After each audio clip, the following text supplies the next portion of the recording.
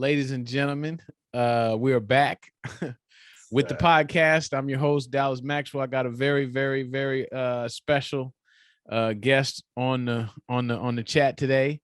Very busy man, hard to get in contact with, but that's how it should be. And so what this really is like, this is the Local Legends series, right? So I do regular videos where I talk about things that I think is important that people want to talk about.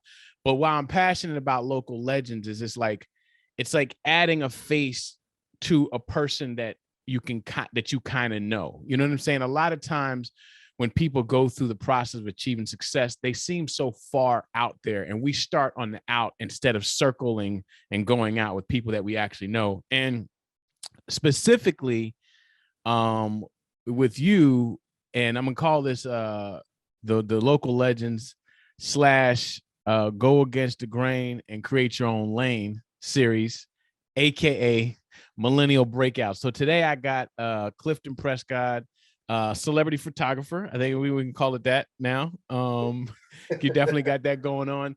And I wanted to, and the reason why I say Millennial Breakouts and Clifton, this is so important. And we've had these conversations before, like in the chair, which is why this is so cool. You know what I'm saying? It's cool for me because I knew from the rip.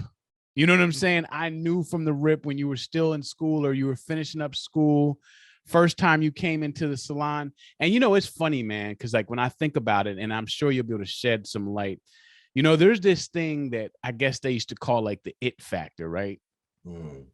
And no, you can't really describe it, but you know when someone's got it. Yeah.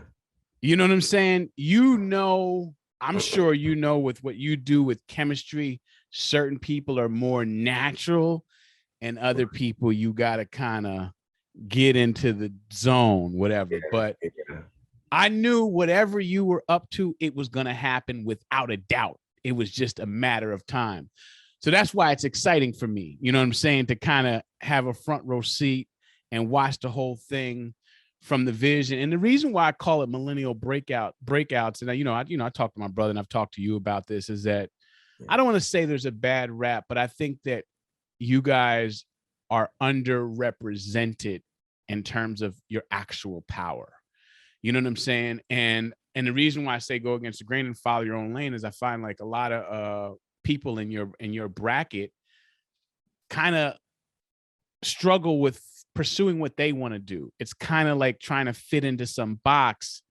It's like a suit that doesn't fit you, but you got to go to a dance and then you realize it doesn't fit you. Like, this is whack. And then you got to go, you have the opportunity or the courage to go and do your own thing. So I want to just start off with asking you, and for those who aren't watching, I mean, real quick, Clifton, just describe what you do in a nutshell, or however you want to do it, how you got started and what you do, and then I'm gonna roll into my next thing. Right. So first, thank you for having me on this show. It's an honor. I mean, this platform is pretty amazing because I think we've been doing this before podcasting, before, for sure.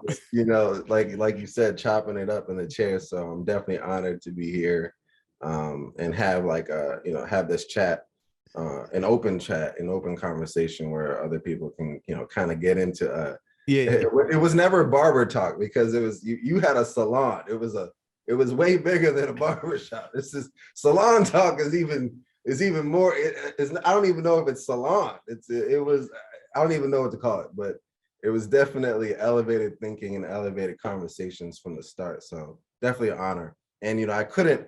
For those who are watching, I had to make sure that you sent me a little care package, so I had to represent. Yeah. Emperor Bees, I see you rocking yours, so I appreciate you. Let's throw this song real quick before we throw it That's on. what it is. You see, okay. I appreciate the plug. Yeah, those are custom for you. All right. Yeah, there you go. My man. Hey, let me say something real quick though, Clifton, is because when you say the chair in the salon, like I've talked about this before on the podcast, but I want to give people a little bit of context, right? People know that I was a barber, whatever. Maybe they know I owned a salon for 10 years or whatever. And what I did enjoy about outside of the art of it or whatever is the relationships and the type of people that you get to meet. You know what I'm saying? I can count on my hands, but I've developed some lifelong friendships. And like you, like for me, you know, cutting hair was also a thing that I did or whatever. And I felt like, you know, whatever, but it was more about the interaction and the connection. You know what I'm saying? I was always trying to build and add. You know what I'm saying? And you had one of those kinds of minds that was like a sponge. You know what I'm saying? So I'm like, between the smile, between the attitude, and between being coach. No, it's real because listen, dude, when you come in a room and you smile, it disarms people like a person, period. But that's one of the mojos you got going for you. It cuts through everything. You know what I'm saying? So I actually, it's funny, man, now that we're actually here and there's going to be more here's. And what I say by here is at this point, I knew it would come at some point. And that's why I told you in the text, like, we got to tie it all together. Like, we got to narrate the journey of start, the middle, the darks, the ups, the highs, the lows, the not quitting, the persevering, and then getting that confirmation. It ain't nothing like getting that confirmation. Like, damn, I followed my heart. I didn't stop. I went after it, and it happened. So when he says the chair, you know, I just really wanted to bring online some of the conversations and the kinds of conversations that we would have and that people could benefit from. Because I'd be like, damn, man, if certain people could hear this, I'm sure this would mean something to somebody, because it means something to me, and I'm sure it meant something to you. So I just wanted to give people a little bit of context of how this thing kind of started. Yeah, so I mean, I can definitely answer your, you know, like you said, tell me a little bit about my story. You know, 2007, you know, my family, we were the tech family, so we always had like the newest whatever on the block. And at the time, I believe that's like when DSLRs were starting to get popping. I think I had a camera beforehand, but I never really took it too serious. But then like DSLRs came out, my dad, you know, bought it, and I was just bringing it everywhere. And I was shooting, and I was a soccer player at the time, so I was like photographing teammates, photographing, you know, soccer stars like Ronaldinho, and you know, we had season tickets at Giant Stadium when it was around. So like anytime like there was a big game or whatever, I would always bring the camera. So that was like my first big exposure to like photography for real. And then I would just continue that journey throughout, you know, the following years. Like, you know, I had like a friend that came over, and, you know, I had my camera out and we just started taking photos. And then apparently one of the photos that I took, this was around when I was like 18 or 19. Yeah, one of the photos that I took, it got her signed to an agency. She was like, yo, you should do this for real. And I was like, I guess so. So, I mean, that excitement, seeing how I helped a friend, you know, change the course of their life, you know, in a way through a tool at the time. I didn't know it was like a tool that would bring out what is in my eye, what's in my vision, what's in my heart. You know, how I felt about her was then captured through this tool to be able to, you know, present to the world. So I was like, oh snap! Like my visual opinion got somebody, changed the life of somebody, changed the life of a friend of mine. So I thought that was interesting, and I kept it going. And then later in life, you know, I would start studying like the greats and trying to understand like photo shoots and such, and that teamwork aspect of photo shoots is what like attracted me as well, because I was a soccer player, and I love everything team based. And being the captain, I guess you can say, on those sets. But after that, you know, I would then, you know, hustle. Like, you know, you and I, we met when like towards the later years of my college career. Yep. So, you know, I was like, you met me at my lowest, but I mean, I don't even know if I'd call it the lowest. Maybe it's the highest of the lowest, you know? It's levels to it. levels to that. Yeah. Because I mean, you know, when I say lowest, it's like, you know, like a lot of people say like, I met you at my lowest, but I'm like, what do you expect from an 18-year-old? You know, I'm not supposed to be a billionaire or a millionaire yet. there's certain parts of the journey that I have to go through at that young age to get to where I'm at now. And I have not arrived yet, but you've met me at an earlier stage in my life when I was trying to figure it all out. But like you said, you saw something in me. And I appreciate you for that, because I felt like, like you said, it wasn't just a salon. It wasn't just an organization. It was more than that. It was a way to reach out to the community and really mine and tap into who's next, who's now. And I think it was our talks at the salon, or not, I know it was, I've had talks with many people, but it was our talks at the salons. Like, I would look forward to getting a haircut from you, but it was more so like, I'm about to get put onto some game as well that's going to help in my journey, because you were already doing that in your sphere, in your industry. And so, as a younger artist, I would always love coming to your shop and getting that wisdom. And then I would apply the things that we've talked about, even the books that you've told me to read over the years and such. So it's like, I would apply some of these things. And as I'm in pursuit of my job, which would then become my career, and then, still hustling, still, hitting the grindstone and whatnot, I was able to, work at multiple. I eventually went from being a photographer to then like lowering myself to be an apprentice, an unpaid apprentice, and then working at camera stores and rental houses and production rental houses that are completely not unrelated, but I was not shooting anything. I didn't have a camera in my hand to actually create. It was more, I was in support role, quality control role, like completely lowering myself. But that's the thing. I think, shoot, I'm jumping all over the place and I'm sorry about that. But it's like, I think that's one thing that a lot of people don't understand right now. And there's pros and cons to YouTube, but like, you have to lower. I come from the generation, maybe the last part. You're the last. Yeah, it might be the last part of the generation that had to lower themselves to get higher. Ooh, like, you have to stay down to come up. Ooh, yeah, stay ooh, down to come up. Ooh. Humble yourself, work for free, apprentice. I feel like apprenticeship is not promoted as much as people need to.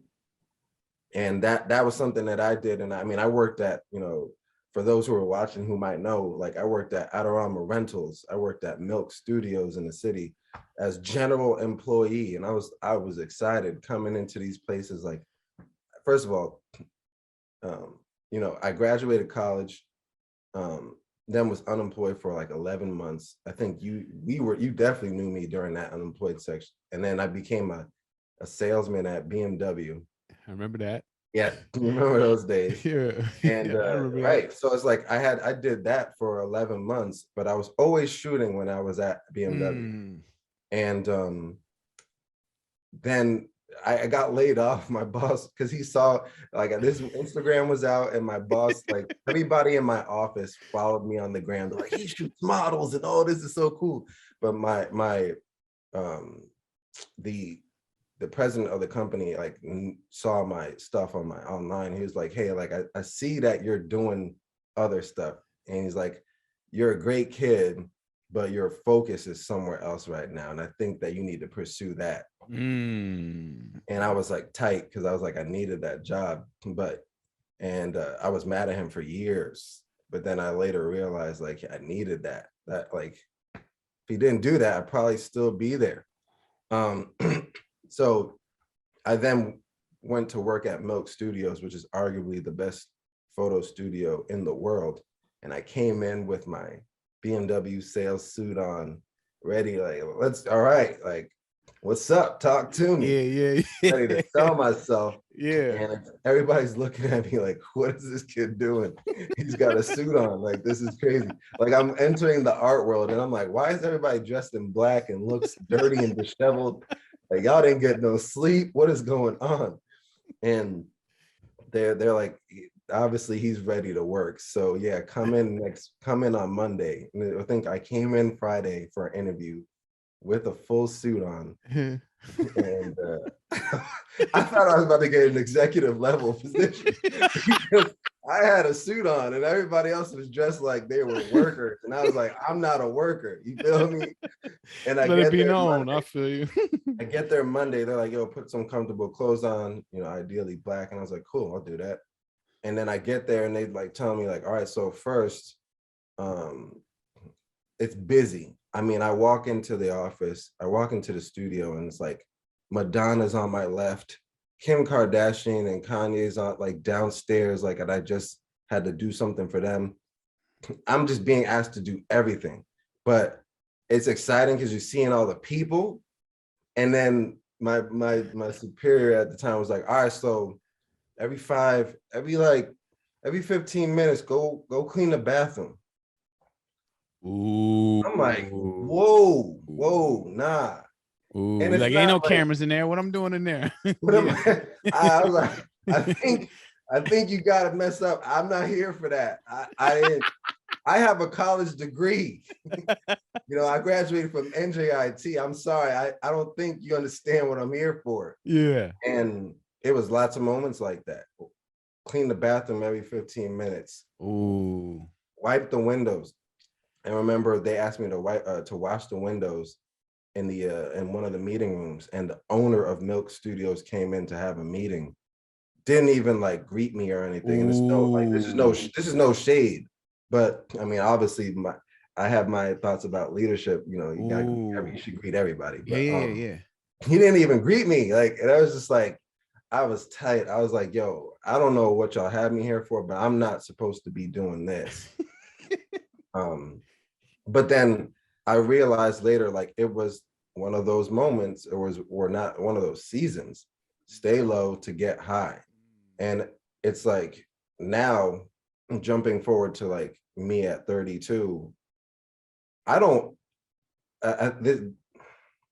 wouldn't want somebody who hasn't done that to work for me.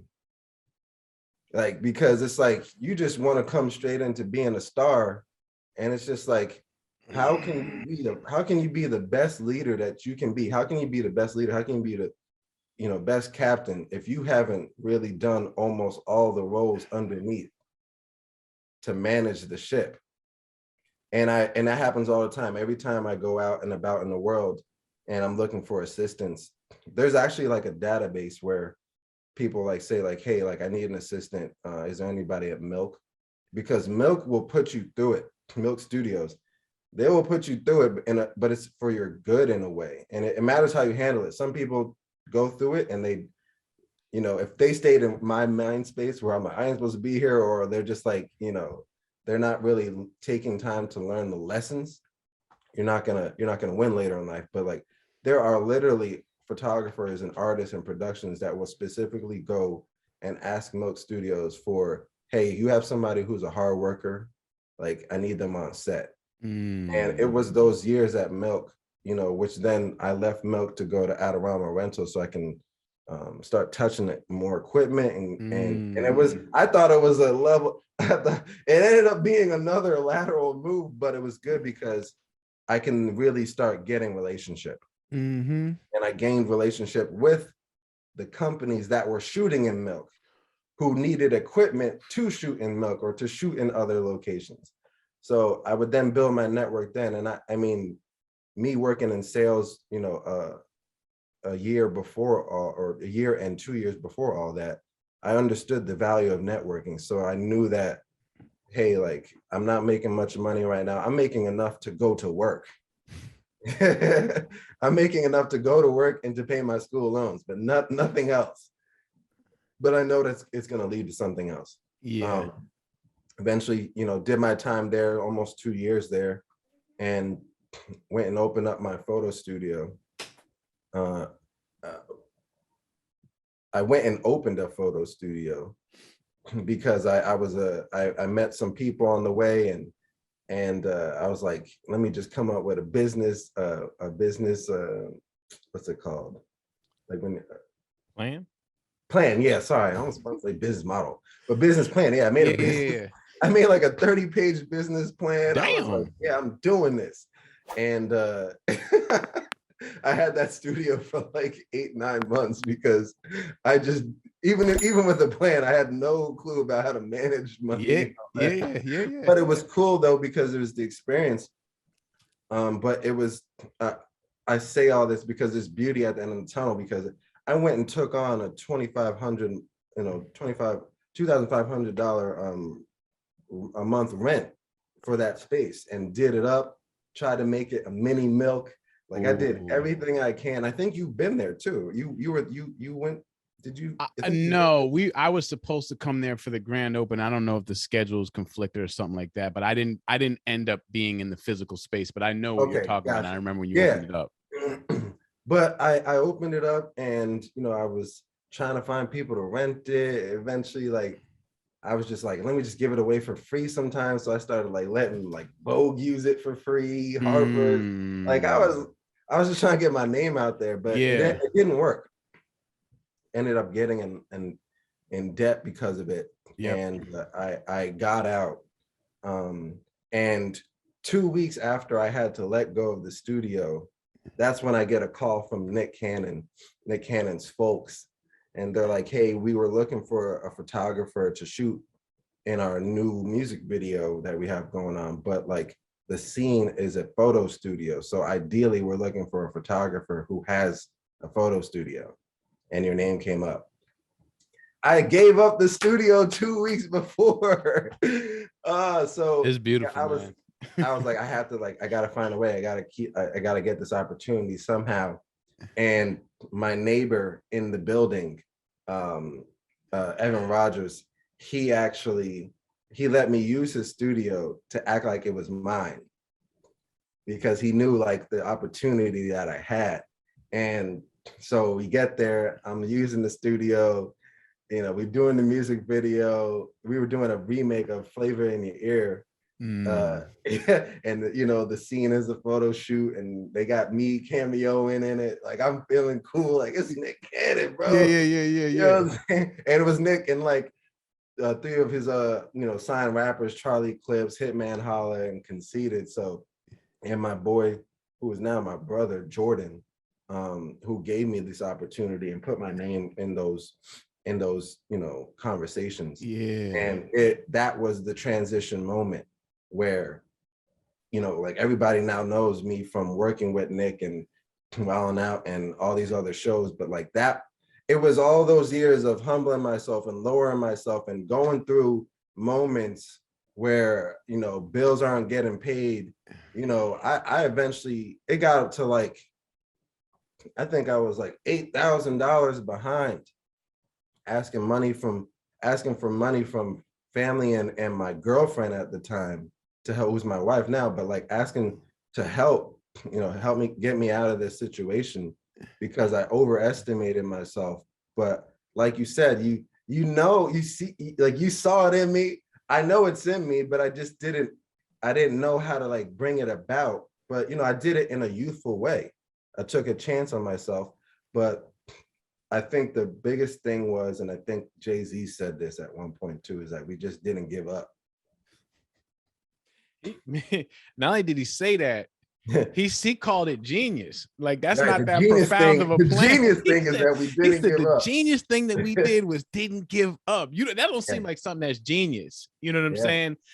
But hold that thought, and I want to put a pin in it because you just spilled so many jewels from the treasure chest. I gotta contextualize it. You know what I'm saying? Sorry. No. Do your thing. This is exactly what I want to happen. So boom. Like, and let me just say this, is that like, so I call myself the dot connector, right? And so all of these experiences, right, that you listed are what we call dots, right?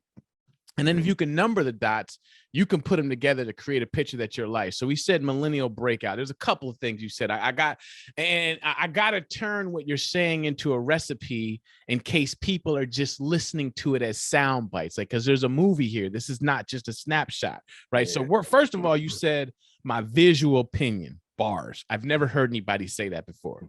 Visual opinion. Came off the top right there. Man, that was off the domey dome. Listen, visual opinion.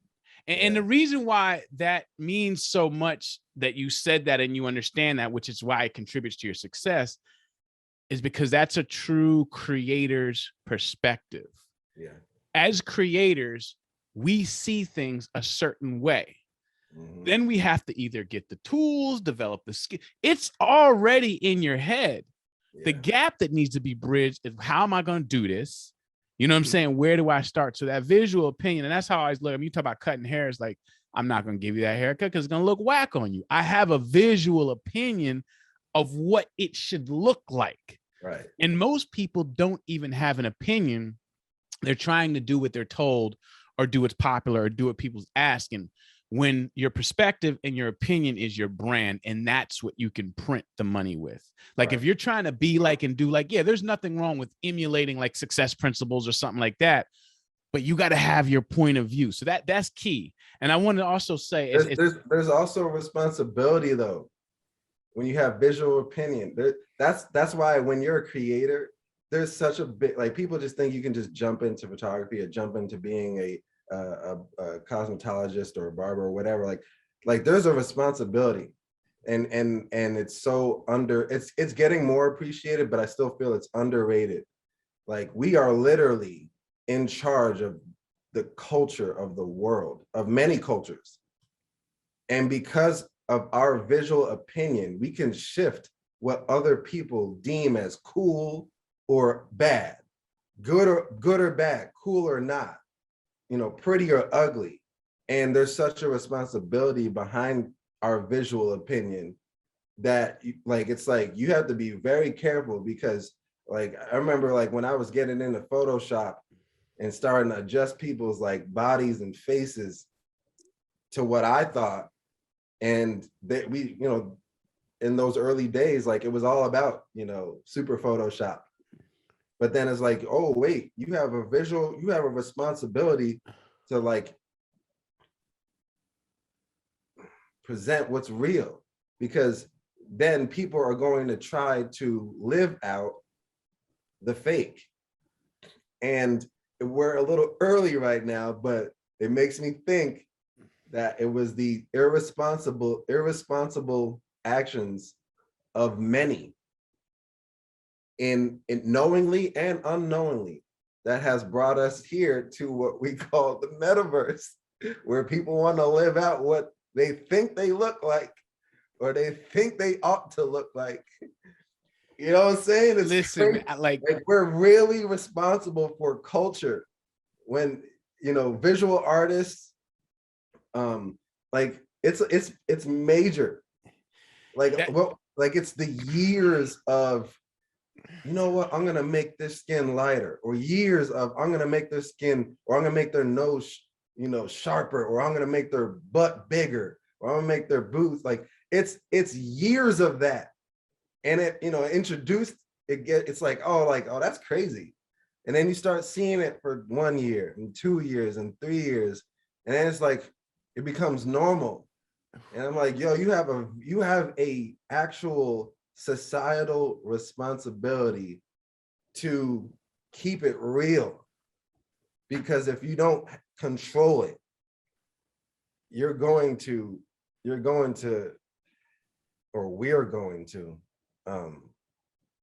change the world in possibly an adverse way. Sorry, it just came to my mind just now. Nah, man. This is like a jewel factory, man. Like, so first of all, it's funny. Like, I always tell my daughter, because I've always talked to her like an adult since she was 2, and she could understand. And I said, I know this. With knowledge or understanding comes power. Yeah. And with power comes responsibility, right? So, and then there's an integrity piece there in there. You know what I'm saying? Mm-hmm. You don't have to be responsible. Most people don't have to be responsible. Clifton has to be responsible. And that's what's the difference. Like people don't understand. It's like, yo, you give me this weapon because I'm in control of brain processing. I'm in control of what people, conclusions they might draw. I'm in control of how a woman on some level might ultimately feel about herself. Exactly. Exactly. And you know, I could extrapolate that down, and now she's in a relationship. She's insecure Right. because she's looking at the picture. Right. She doesn't even know what the Right. real person looks like. If you saw the real person, you wouldn't be so hard on yourself. You would be a little bit more confident, which means you would approach like the domino, the trickle down of all that is bonkers. Nuts. You know what I'm saying? And people are not eating. They got all kind of bulimia. They got all type of disease, and then that's not even real. Yeah. So to have integrity and to use the word responsibility as a photographer, man, I'm just impressed, man. I'm not impressed, surprised, impressed, but it's the reason. It's the reason why we're here. It's the reason why we kept in touch. It's a, you know, just like some of those texts, man, whatever we were texting about, you know, eagles and pigeons, man. It's like that's eagle level responsibility. It's eagle level perspective. It's eagle level integrity, which is what is the only thing that stands the test of time. Right. You know what I'm saying? One of the questions that I used to ask people on interviews is, what is the difference between trends and style?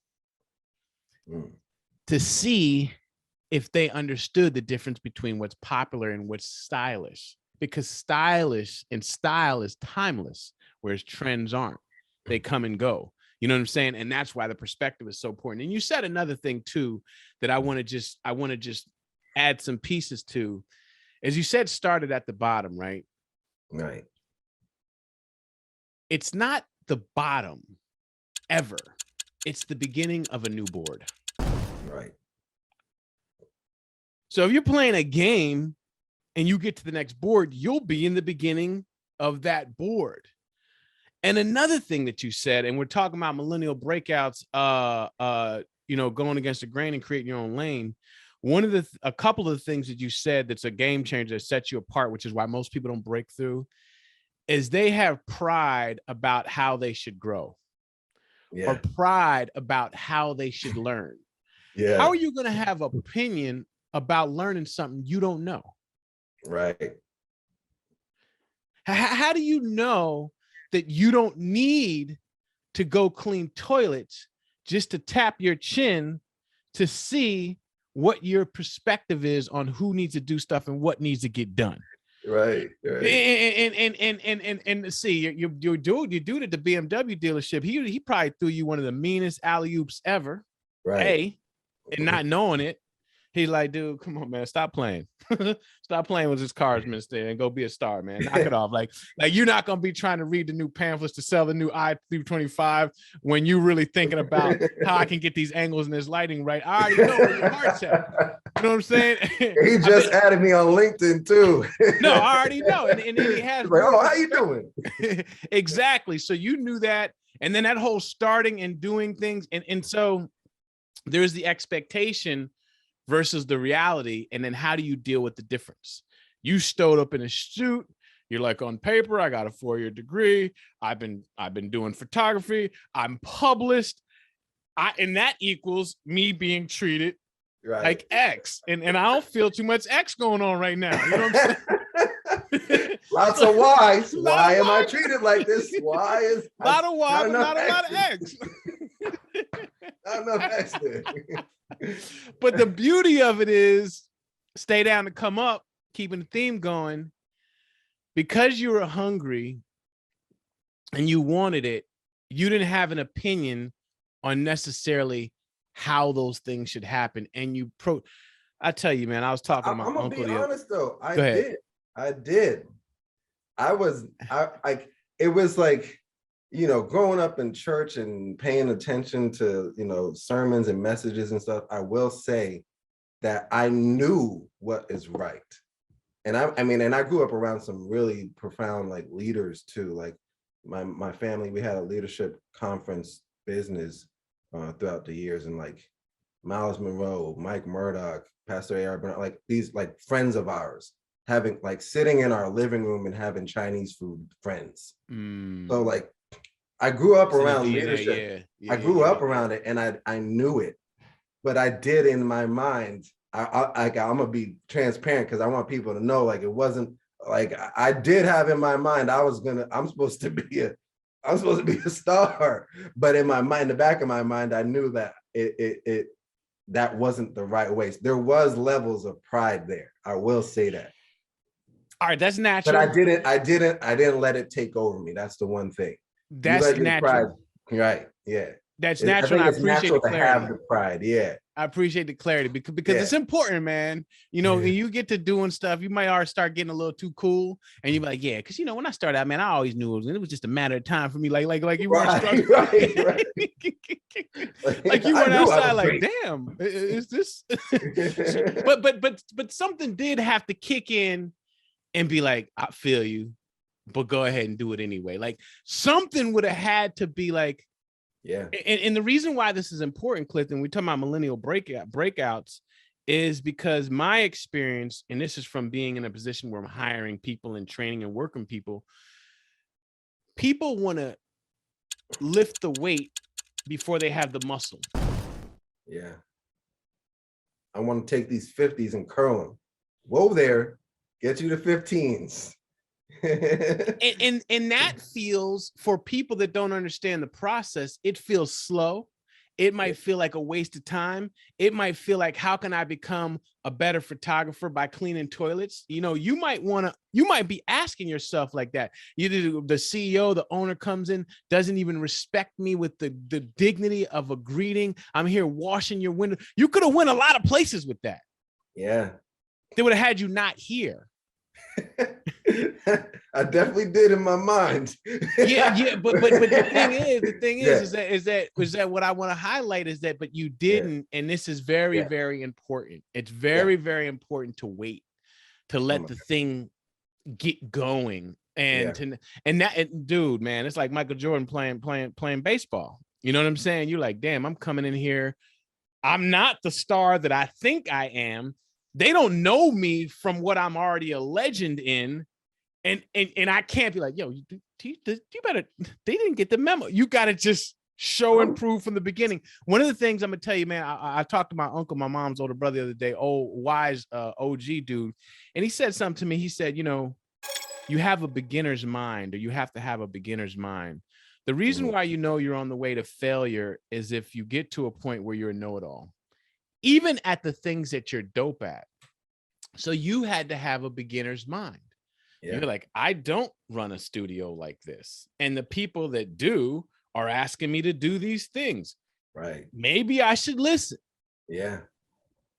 You know what I'm saying? Maybe I should listen. And then the belief in yourself, which is why it was important when you talk about like us and what, you know, the conversation we had, is that my thing is that for people that got that in them, you got to know, dude, you got it and you can do it. Now, I can't promise you it's going to be easy. Yeah. It might be simple, but I know it'll be worth it if you're willing to submit to this process. And there's going to be some bumps and turns. You're not going to always see the light at the end of the tunnel, because the tunnel ain't straight and light don't go around corners. You know what I'm saying? So that's where the kind of the faith piece kicks in. You mentioned your girl having a supportive partner is major game changer on that tip. And I just want to highlight the things that you say, because what we're doing is we're breaking down a success formula.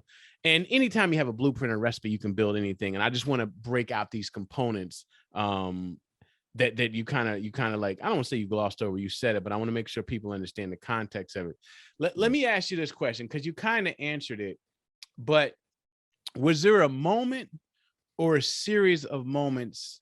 Like, what was your first inspiration? Was it that the photo got picked up? Was it that, like when was your first moment where you're like, damn, I could do this. This might be my thing. Yeah. So for me, one of the moments. And was it before or after school or during? It was during college. I was shooting a lot of friends and trying to help, get my portfolio going. So I was like grabbing all my like good looking friends or whatever and trying to get them to be in my portfolio. And I did that. So it was always a lot of friends and such. And then I went to a birthday party of a family friend and who knows a lot of like influential people. And she was bigging me up to her friends. And there's some game changers in the building. And one of them happened to be a princess of Nigeria, in the building. Keisha Omelana, who is an ex-supermodel, like from the 90s, like, those days. Yeah. And she's a princess. She's literally royalty. And she was in at this birthday party. And my friend was telling her like, yeah, he's a great photographer. Like, and she's like, oh, word, that's what's up. Like, and Keisha like had spent some time away from the game because she had children. And she's like, she wants to like, do some photo shoots and get back into it. And she was like, yeah, you should shoot with him. And then I was like, yeah, that'd be great. And she's like, word, like, where's your studio? And I was like, it's in my dorm. And I literally was doing photo shoots at that time in my life in my dorm in Newark, New Jersey. And I told her in my dorm, and I said it like scared because I was like, she's not gonna want to shoot with me. Like, I don't have a photo studio or anything. She's like, cool, let's do it. And then I was like, wow. So the yes that I got from me saying yes, scared, opened up a door. And then when she got, when I see, all my friends on the campus, they know that I'm a photographer. So like, we see, I'm telling my friends like she's coming through, and then her car pulls up, luxury Lexus joint, her whole team, entourage is in the car, and she's walking towards us, and it's, walking up to the dorm, it's literally a runway. So it's just her, the Rutgers North campus, right? NJIT, yeah. NJIT, yeah. All right, I know that. Yeah. So there's like it's just a long, like 40-foot, 50-foot runway walkway, and it's just her with her team carrying her bags, and it's like everything's in slow motion, and she's just walking towards me, and I'm like, oh snap, this is crazy. So she comes into the dorm, we're doing the shoot, everybody's excited. Eventually, like, we do really well, and then I like posted on Facebook at the time, and then I was like, oh snap, like I just got like royalty and to come to Newark to shoot with me, and that was my oh snap moment. And then like my mom saw the images, and I think she always, like, I was going to college to be an industrial designer. I was going to college to be business marketing. So it's just like, my mom as a parent, she knew that I was going to college, and I don't think she knew exactly where I wanted to take, where the photography thing was going. And I saw her crying when I posted the photos, and she said it. She's like, I see it now. And I was like, oh snap, dang, yeah, that got me emotional just now. But it's like that, like, she would always support me too. That's the thing, like, buying me gear or stuff, like, but at some point you have to show return on investment, right? So it's like, I mean, but we're also, I was I think 19 or maybe 20, 19 or 20. So I think it's a lot to ask your children, and you know this as a father, but it's like you're good at it too. But it's like a lot of parents try to like get them to make adult decisions right away, and you give your children the freedom to make mistakes, but also learn themselves. But I think, it's a different generation. So like my mom's like, hey, college, like, all that. But then she started seeing like, oh snap, there's a talent that he has that he's now worked at there's a talent that he has now paired with hard work, which became a skill to now help him become a professional, to profess that I am a photographer now. So all of that coming together, and I think that was the moment where I was like, yo, you were able to bring out somebody who is a somebody to come to where you were at for your eye. You should continue this for your opinion. Right, your opinion, your eye to come. So that was the moment for me. Yeah, that's important, man. That's important. So like, let me ask you this, because I know you're you're spiritual, you're Christian. I know your faith is important to you. That first going for it and not being sure, how much do you think your faith played in being able to do that, not knowing, but mustering up? Because this is my thing, like, And I always tell my kids, like, you're never going to make a fool out of God, and and faith will never be unrewarded. Like that, you can't look and see a time when a person really believed, and it didn't happen. If it didn't happen, it wasn't the right time, or they didn't really believe. Right. So how much do you think that foundation played in you stepping out to give yourself the vulnerability? You know what I'm saying? To get some skin in the game. Because in order to risk something, in order to gain something, you got to be willing to risk something. Embarrassment, humiliation, damn, this shit might not work. I don't know if I'm good enough. You know, what about me? I'm just a guy. And whatever you got, whatever song you got going on in your head, you know, how important has your faith played in your, because I'm trying to break it down into a recipe. You know what I'm saying? And I'm thinking I got it. I got you. Components. You know what I'm saying? So like, how important would you say that played in your ability to believe in something that you could not confirm and then got rewarded with it? How important is that for you? Has it been for you? It's been extremely important. And I think that's the beauty of like parenting as well. Like if my parents didn't instill that in me every single moment that they can. Yep. And I mean, you know, in the simplistic, you know, every complexity, the complexity is the success. Every complexity has its origin in simplicity, is what my pastor actually said.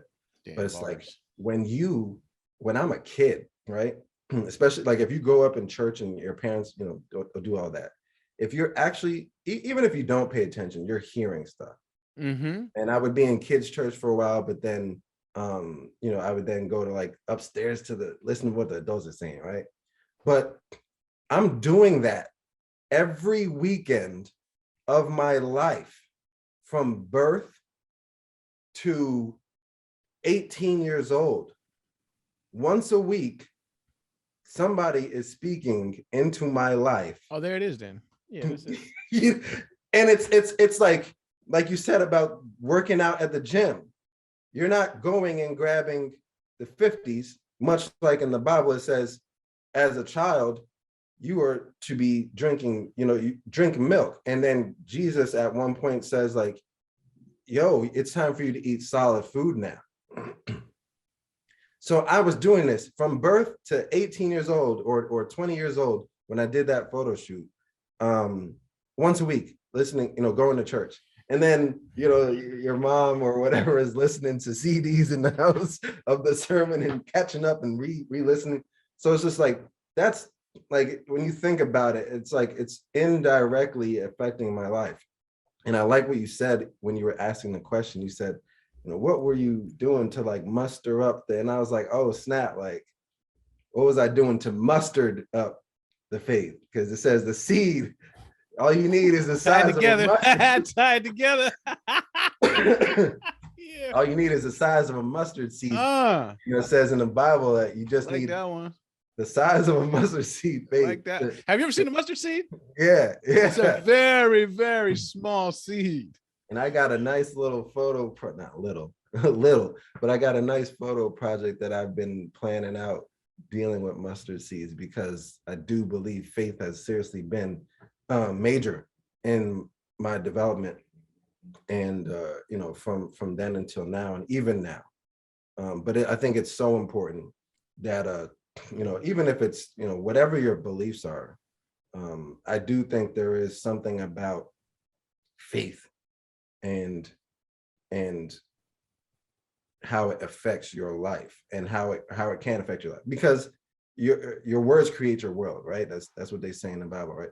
So life and death is in the power of the tongue. If you have somebody speaking death into you all the time, you suck, you're stupid, you're ugly, you're whatever, you know, look at everybody who, almost everybody, because I can't say everybody because that's an extreme statement, but almost everybody that you know that is into crime or whatever, or even like you look into like world leaders who use their power for bad. Hitler, like his backstory is crazy. It's not, there wasn't life being spoken into it, but then at some point, people then spoke life into the death that was spoken into him. That's the crazy part, is because it's just him at one point. The death was spoken into him, But then somebody else was like, oh, snap. Let's bring that to life. And then that to life becomes, it then spreads like wildfire.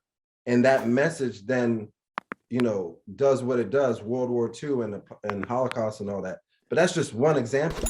Think of all the other people who are destroying their life and destroying other people's life because life was not spoken into them, but death was. So for me and my family, I'm great. We talk about grateful for the families that we grew up in, because, and it's not that everything was pretty, but for me, they decided to always make sure that life was being spoken into me. Yes, I was called stupid for decisions that I made. I did make dumb decisions as a kid, but par for the course. For the most part, when it came to making sure that the foundation was set, they're like, yo, like that was dumb that what you did. And the reason why it's dumb is because we didn't spend our lives making sure that you know how smart you are for you to make a decision like this. You're better than this. So faith, yes, faith is so monumental and foundational to like who I am today.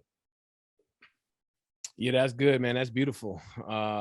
Creating the environment. I don't know who I was talking to the other day, but I don't watch scary movies anymore because I understand how the mind works. But when I did watch scary movies, there was. I'm with you. I don't.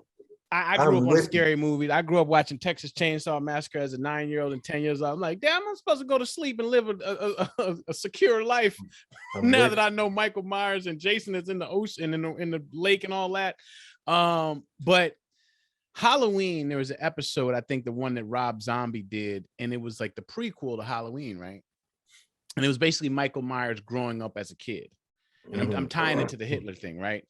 When you watch this movie, you're like, yeah, you had to become Michael Myers. You had to turn into a serial killer. Wasn't no life going on being spoken to him at home. You're talking about trauma and abuse and kind of weirdness. And so as humans, we have built into us this I thing, this yearning for more. Now, what we want more of will be determined by the foundation that was laid. Exactly. You know what I'm saying? So you're speaking to faith, which I always say is the secret sauce. It's the most important ingredient in a success principle. Right. Like if you're making a dish, like the majority of the stuff that you're going to be putting in is faith. Yeah, consistency, not giving up. Like those are like garnishes and stuff. Like, but the base of it, like the meat of it, is faith. And if you don't have that foundation, like you're already working against yourself. It almost makes sense to not start a thing until you make sure you believe in something. And like you said, if it's God and that can work, but you need to, I tell my son all the time, he just started shooting baskets. I said, you'll never make a shot that you don't see going in the basket. Yeah, that's very true. You're never going to shoot him like, that's man, right. They say, go. Like, oh, win it. Like life doesn't happen like that. Yeah, they say like players have to have amnesia because if you miss a shot, like, all right, I don't care. Like I'm making the next one. I don't know what book it was. Because it's all just one book at this point, but they were talking right. It's just one book with mad chapters, right? But they were talking about world class wide receivers in the NFL, right? And they said one of the biggest abilities and skills for a wide receiver successful, like Jerry Rice level type dudes, was to be able to mess up a play and flush their brain and start from scratch for the new play. Yeah. Like being able, damn man, we needed that point, man. We're about to lose, like, cause you'll start doing something in your head. Your head will start getting at you. So if you don't have that foundation that you're talking about to combat that, you might start, man, they counted on me. And then if you go on the field with that, it's a wrap. You're about to turn the ball over. You might as well be playing for the other team.